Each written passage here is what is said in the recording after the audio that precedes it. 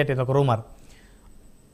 లోకేష్ గారికి పవన్ కళ్యాణ్ గారికి మధ్యలో ఏదో డిస్టర్బెన్స్ వచ్చింది అని చెప్పేసి. బట్ నిన్న ఏదైతే పవన్ కళ్యాణ్ గారు బ్లెస్సింగ్స్ తీసుకున్నారో, ఒక సోదర భావాన్ని వ్యక్తం చేశారో, సో అసలు అవన్నీ కూడా పూర్తిగా రూమర్స్ అని చెప్పేసి పటాపంచలైపోయినాయి. అవును, ఇప్పుడు స్టేజ్ మీద పవన్ కళ్యాణ్ గారిని దండం పెట్టి కింద బ్లెస్సింగ్స్ తీసుకుంటానంటే ఆయన వారించారు వద్దమ్మా అని. అయినా కూడా నేను తీసుకుంటాను బ్లెస్సింగ్స్ అని ఆయన వంగి బ్లెస్సింగ్స్ తీసుకోవడంతోనే ఆయనకి పవన్ కళ్యాణ్ గారి పట్ల, పవన్ కళ్యాణ్ గారికి లోకేష్ గారి పట్ల ఎంత ఇది ఉంది, బాండింగ్ ఉంది అనేది చెప్పకనే ప్రజలకు చెప్పినట్టయింది. ఇక్కడ ఎవరు భేషజాలకు పోవట్లేదండి, ఒకరు ఎక్కువ ఒకరు తక్కువ కాదని. ఆ రోజు చంద్రబాబు నాయుడు గారు చెప్తున్నారు, మేము ఒకరు ఎక్కువ ఒకరు తక్కువ కాదు, నేను పవన్ కళ్యాణ్ ఇద్దరం సమానమే అని చెప్పారు. సమానమే అని చెప్పారు. మేము ప్రతిదీ నేను టీడీపీ ప్రభుత్వం అనను, కూటమి అనే అంటాము, మేము ఎన్డీఏ ప్రభుత్వం అనే అంటామని కూడా చెప్పారు ఆయన. నిజంగా చాలా ముచ్చటేస్తుంది శివపార్వతి గారు, మీ మూడు పార్టీలు ఒకరికి ఒకరు, ఒకరి కోసం ఒకరు అన్నట్టుగా ఉంటే చాలా సమన్వయం అంటే విచ్ఛిన్నం చేయాలని ఎన్ని శక్తులు ప్రయత్నించినా గాలి దూరే సందు కూడా ఇవ్వట్లేదు. ఎందుకు వాళ్ళు విచ్ఛిన్నం ఎందుకు అవుతుంది? అవ్వదు. ఎందుకంటే అందరిది లైక్ మైండ్, అందరి ఉద్దేశం ఇక్కడ ఉన్న గోల్ ఏంటి, ఆంధ్ర రాష్ట్రాన్ని బాగు చేసుకోవాలి, గాడిని పెట్టుకోవాలి. రైట్. శివపార్వతి గారు సమయం లేదు. సప్తగిరి ప్రసాద్ గారు, మొత్తానికి ఒకరికి ఒకరు, ఒకరి కోసం ఒకరు అన్నట్లుగా సాగుతున్న కూటమి పార్టీలు, కూటమి అధినేతల ప్రయాణం మరి భవిష్యత్తులో ఏ మేరకు ముందుకెళ్ళబోతా ఉంది? ప్రతి హామీని కూడా నెరవేర్చేస్తానికి కూటమి ప్రభుత్వం కట్టుబడి ఉంది. ఎవరు ఎన్ని కుట్రలు పన్నినా, ఎన్ని కథనాలు వండి వార్చినా ఈ యొక్క ఐక్యతని, సమైక్యతని దెబ్బతీయలేరు. వాళ్ళు కూర్చొని రోజు ఉదయం నిద్ర లేవటం, అద్దం ముందు నిలబడుకుని బోరు బోరు ఏడవటం తప్పించి ఇంకేమి చేయలేరని కూడా ఈ సందర్భంగా మేము తెలియజేస్తాను. ఒకటైతే క్రిస్టల్ క్లియర్ గా చెప్తున్నా, మాకి ఈ జగన్మోహన్ రెడ్డి, ఈ సజ్జల రామకృష్ణారెడ్డి, ఈ వైసీపీ వాళ్ళ గురించి ఆలోచించే అంత తీరుబాటు లేదు, టైము లేదు. మా ముందర చాలా పెద్ద బాధ్యత ఉంది, చాలా పెద్ద మ్యాండేట్ ఉంది, ప్రజల సమస్యలు ఉన్నాయి.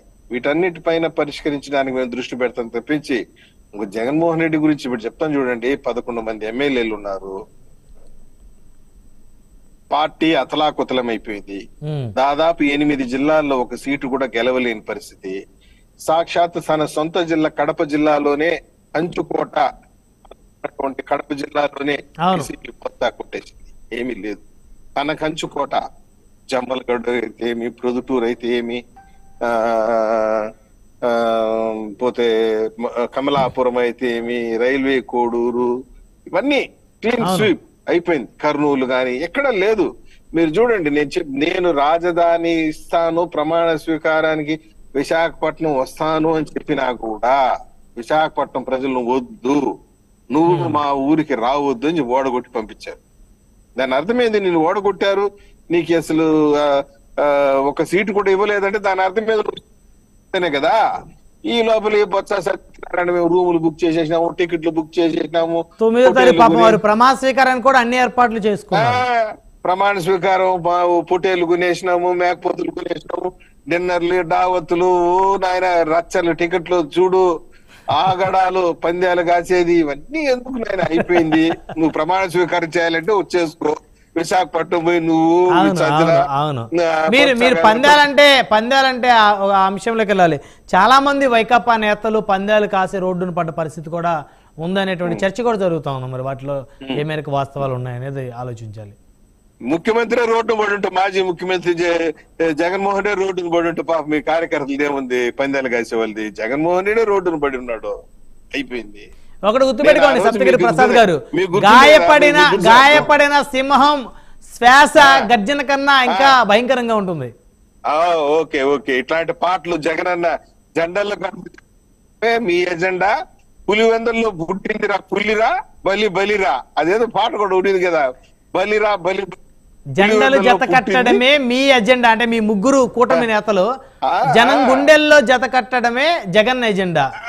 అట్లాంటి పాటలు పాడుకుంటా వినుకుంటా యూట్యూబ్ లో ఉంటాయి అవి. బలిరా బలి బలిరా, పులివెందుల్లో పుట్టింది పులిరా ఒక పాట. అవును అవును, నువ్వే జగన్ మా నమ్మకం, నువ్వే జగన్ అని ఒక పాట. ఇవన్నీ యూట్యూబ్ లో ఉంటాయి, అవంతా వినుకుంటా కాలక్షేపం చేసుకోమనండి. అవసరమైతే డిజిటల్ స్క్రీన్ పెట్టుకుని బంధుమిత్ర సకుటుంబ సపరివారంగా కూడా చూసుకోండి, మాకేం అభ్యంతరం లేదు. రైట్. ఏంటి ఇవన్నీ సినిమా డైలాగులు? గాయపడిన సింహం నుండి శ్వాస వస్తుందా?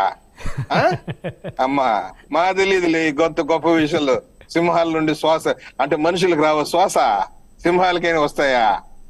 మీరు అన్నదాన్ని చెప్తున్నాను, ఇంకా లేదు ఆ పార్టీ పని అయిపోయిందంటే అయిపోయింది సార్. బ్రహ్మనాయుడు గారు, బ్రహ్మనాయుడు సార్, బ్రహ్మనాయుడు సార్, ఒక నిమిషం మేడం మేడం ఒక నిమిషం.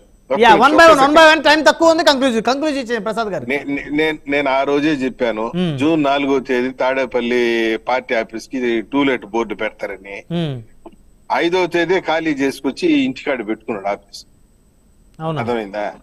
అవును, తాడేపల్లి వైసీపీ కార్యాలయం షిఫ్టెడ్ టు ఆయన ఇంటి పక్కనే ఏదో ఆఫీస్ ఉంటే ఆడు మార్చుకున్నాడు అనుకోండి.